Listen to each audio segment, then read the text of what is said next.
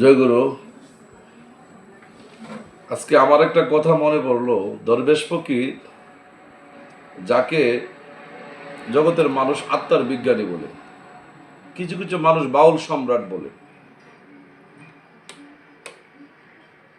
অনেক জায়গায় দেখি দরবেশ ফকিরের গান রিচার্জ করা হচ্ছে, ভাষা রিচার্জ করা হচ্ছে।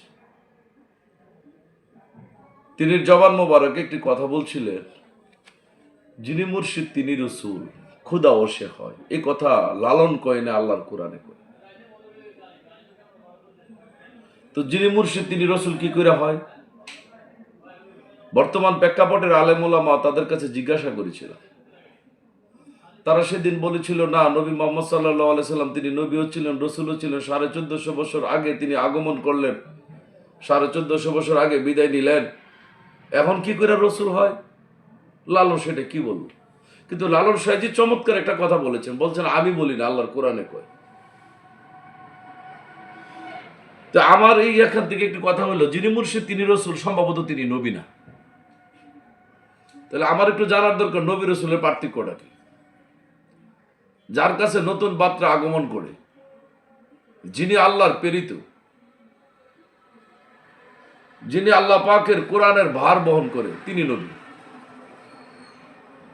আর এই নবী মোহাম্মদ সাল্লাল্লাহু আলাইহি সাল্লামের কাছে যে কোরআনটা আসছিল, এই কোরআনটা যে প্রচার করে, সেটা হলো রসুল। তাহলে আমার নবী নবীও ছিলেন, রসুলও ছিলেন। তাহলে দরবেশ ফকির লালন সাহেজি বলল, যিনি মুর্শিদ তিনি রসুল, এটা কোন রসুল? দুইটা পাঠে মানুষ বিভক্ত হয়ে গেল। একটা বা পাঠ বলতেছে 1450 বছর আগে যে নবী মোহাম্মদ সাল্লাল্লাহু আলাইহি সাল্লাম আসছিলেন, তিনি নবী তিনি রসুল। আর লালনের কথার ব্যাখ্যাতে পাইলাম যে নবী মোহাম্মদ সাল্লাল্লাহু আলাইহি সাল্লাম নবীও ছিলেন, রসুলও ছিলেন। ওই রসুল এই রসুল না। এই রসুল হয়েছে যিনি মুর্শিদ তিনি রসুল। যার কাছে তুমি বায়াত হবে, তোমার বিশ্বাস করতে হবে তার হাতটাই রসুলের হাত। তা আমার একটা কথা জানার দরকার, 1450 বছর আগে নবীজির হাত আল্লাহর হাত বিশ্বাস করে, নবীজির চেহারা আল্লাহর চেহারা বিশ্বাস করে সাহাবারা সেদিন নবীর সুরতের মধ্যে আল্লাহ দর্শন করেছিল। তো সাহাবারা বিদায় নিল, নবীজি পর্দা মোবারক গ্রহণ করলেন। এখনকার এই 1450 বছর ধরে মানুষ কার হাত আল্লাহর হাত বিশ্বাস করবে? কিভাবে আল্লাহ দর্শন করবে? নবী মোহাম্মদ সাল্লাল্লাহু আলাইহি সাল্লাম কি এই রাস্তাটা বন্ধ করে দিয়ে গেলেন? নিশ্চয়ই তিনি বন্ধ করে দিয়ে যান নাই। এই বিষয়ে কোরআন গবেষণা করলে পাওয়া যায়। খাজা হাসিবুল হক চিশতির একটা কিতাবের মধ্যে পাইলাম, তিনি তুলে ধরলেন, ওমার সালনা মিন কাবলিকা মির রসুলুন লা নবিয়ান। হে নবী, তোমার পূর্বে আমি অনেক রসুল পাঠাইছি যারা নবী নয়। তাহলে নবী ছাড়া রসুল ছিল? সেখানে বলা আছে ওমার সালনা মিন কাবলিকা মির রসুলুন ইল্লা ওহিয়ান, যে তোমার পূর্বে আমি এমন রসুল পাঠিয়েছি ওহি ব্যতীত রসুল। তাহলে আমার নবীজির আগে নবী ছিল না, এমন রসুলও ছিলেন, ওহি ব্যতীত রসুলও ছিলেন। তারা কোন রসুল? তাদেরকে দিয়ে আল্লাহ কি করাইতেন? তারা কিন্তু প্রেরিত রসুল না। নবী মোহাম্মদ সাল্লাল্লাহু আলাইহি সাল্লাম নবীও ছিলেন, রসুলও ছিলেন। তো কোরআন বর্ণনা দিচ্ছে নবী ব্যতীত রসুল, ওহি ব্যতীত রসুল। তারা কোন রসুল? তাদেরকে দিয়ে আল্লাহ কি করাইতেন সেই সময়? আমার বাবা যদি সম্পত্তির মালিক হয়, আমার বাবা বিদায় নেওয়ার পর আমার বড় ভাই সেই সংসারের গার্জিয়ান হয়ে যায়। যদি বাবা বিদায় নেয়, গার্জিয়ান কেউ না থাকে, সংসারটা কি টিকবে? তাহলে নবী মোহাম্মদ সাল্লাল্লাহু আলাইহি সাল্লাম বিদায় নিচ্ছে, নবীজির ধর্মটার যদি রেসালাত ব্যবস্থা রেখে না যায়, তাহলে তো ধর্ম আদৌ পর্যন্ত টিকার কথা না। তাহলে সে কোরআনের মধ্যে পাওয়া গেল ওহি ব্যতীত রসুল, নবী ব্যতীত রসুল। তো এই রসুলগুলি সেদিন আল্লাহ পাক কি কাজে ব্যবহার করেছিলেন? যেমন মুসা নবী বিদায় নিয়েছিলেন, মুসা নবীর ভাই রসুল, সেই মুসা নবীর দায়িত্বটা মুসা হারুন পালন করেছিলেন। তাহলে এরপরে কি হলো? কোরআন থেকে একটা দলিল চাই যে এই যে ওহি ব্যতীত রসুল, নবী ব্যতীত রসুল, তাদেরকে দিয়ে আল্লাহ কি করাইতেন? সূরা মায়েদার 19 নম্বর আয়াত খুলে দেখো, ফাতরাতু পিউট, এখানে ফাতরাতু পিউট কথাটা আসছে। দুই নবীর মধ্যবর্তী সময় আমি রসুল ব্যবস্থা জারি করেছি। মানুষ যেন এই কথা বলতে না পারে, কেন আমাদের কাছে রসুল পাঠালে না? যদি রসুল পাঠাইতে আমরা পবিত্র হয়ে যাইতাম। দুই নবীর মধ্যবর্তী সময় কিভাবে হইল কথাটা? এই কথাটার একটু গবেষণা করি। মুসা আলাহিসাল্লাম পরে ঈসা আলাহিসাল্লাম, ঈসা আলাহিসাল্লাম বিদায় নিলেন। ঈসা আলাহিসাল্লাম বিদায় নেওয়ার পরে 500 বছর পরে নবী মোহাম্মদ সাল্লাল্লাহু সাল্লাম এই ধরাধামে আগমন করলেন। তাহলে মুসা নবীর, ঈসা নবীর পর থেকে নবী মোহাম্মদ পর্যন্ত 500 বছরের ভিতরে কোনো নবীও ছিল না, রসুলও ছিল না। তো এই মানুষগুলো যদি হাসরের ময়দানে উঠে, তাহলে তো এই মানুষগুলি যদি পাপের জন্য আল্লাহ পাক শাস্তি দিতে চায়, তারা বলবে আমাদের কাছে কোনো নবী রসুল ছিল না, তাহলে আমাদেরকে কেন শাস্তি দেন? এই আয়াতের ব্যাখ্যা হলো যে দুই নবীর মধ্যবর্তী সময় আমি রসুল ব্যবস্থা জারি করেছিলাম। তাহলে ঈসা নবীর পর থেকে নবী মোহাম্মদ পর্যন্ত এই সময় ওহী ব্যতীত রসুল, নবী ব্যতীত রসুল জারি ছিল। ওই মানুষগুলি সেদিন ওই রসুলের অনুগত্য করেছিল। এখন এমন একটা প্রশ্ন আসতে পারে যে নবী মোহাম্মদ সাল্লাল্লাহু আলাইহি সাল্লামের পর থেকে আজকে পর্যন্ত শিখে এই রসুল আছে কিনা? কোরআন খুলে দেখো। দরবেশ ফকির লালন সাইজি কত কি সুন্দর করে এই কথাটা বলে দিয়ে গেলেন। নবী মোহাম্মদ সাল্লাল্লাহু আলাইহি সাল্লাম দুনিয়ার জগতে শুভ আগমন করলো আজকে 1450 বছর। এখানে যদি রসুল ব্যবস্থা জারি না থাকে, মেসেঞ্জার, রসুল শব্দের অর্থ মেসেঞ্জার, প্রচারকারী, প্রচার এবং মেসেঞ্জার জারি না থাকলে তাহলে তো ধর্ম স্টপ হয়ে যায়। তাই আল্লাহ পাক কোরআনের মধ্যে বলে দিলেন মুসা নবীর পর থেকে আমি রসুল ব্যবস্থা ধারাবাহিক জারি রেখেছি। মানুষজন এই কথা বলতে না পারে আমাদের কাছে রসুল আসে নাই। শুধু তাই না, এ কথা বলা আছে সূরা বনী ইসরাঈলের 15 নম্বর আয়াত খুলে দেখো, রসুল না পাঠিয়ে আমি কোনো জনপদ ধ্বংস করি না।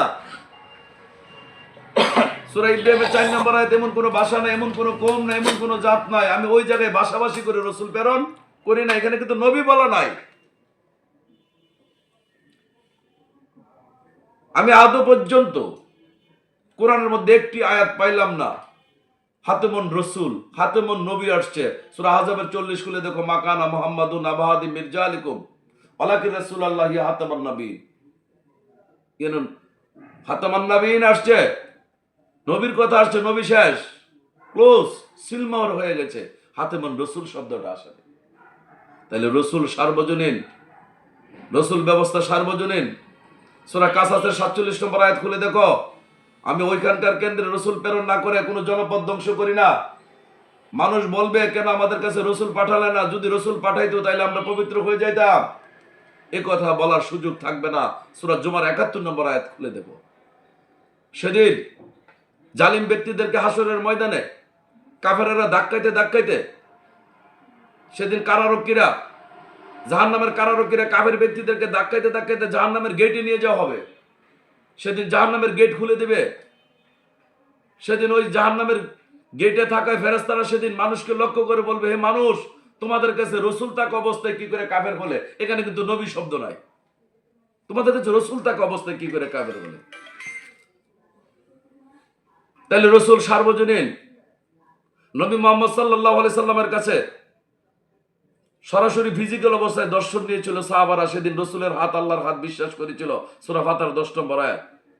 রসুল তোমাদেরকে পবিত্র করে, সূরা বাকারার 151 নম্বর আয়াত। তো সেদিন তারা পবিত্র হয়েছিল, বায়াত হয়েছিল। নবী বিদায় নিয়েছে, এখন কোথায় পবিত্র হবে, বায়াত হবে?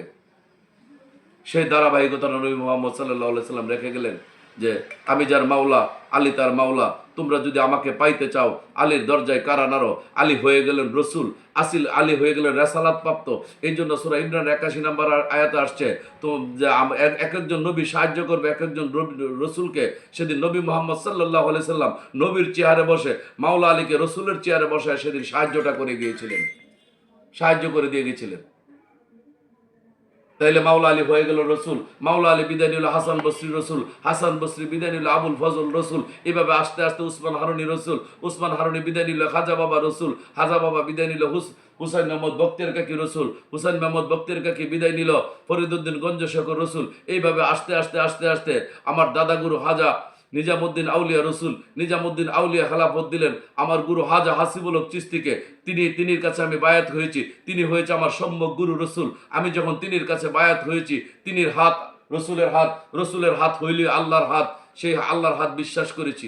তাই দরবেশ ফকির লালন সাইজি আত্মার বিজ্ঞানী বাউল সম্রাট তিনি বলে দিয়ে গেলেন, যার যার মুর্শিদ তার তার রসুল, যার যার মুর্শিদ তার তার গুরু। নবী কিন্তু বলে নাই। কেন বলেছেন? নবীর দরজা বন্ধ, নবী ক্লোজ, রসুল সার্বজনীন। তাই এই দরবেশ ফকির লালন সাহেজি বলছেন, যিনি মুর্শিদ তিনি রসুল, রসুলের হাত আল্লাহর হাত।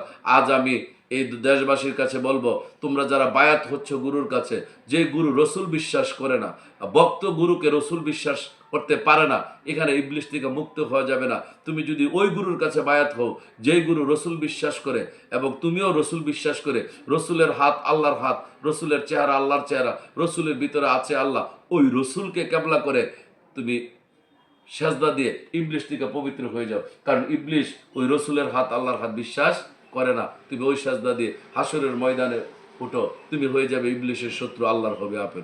জয় গুরু, জয় গুরু।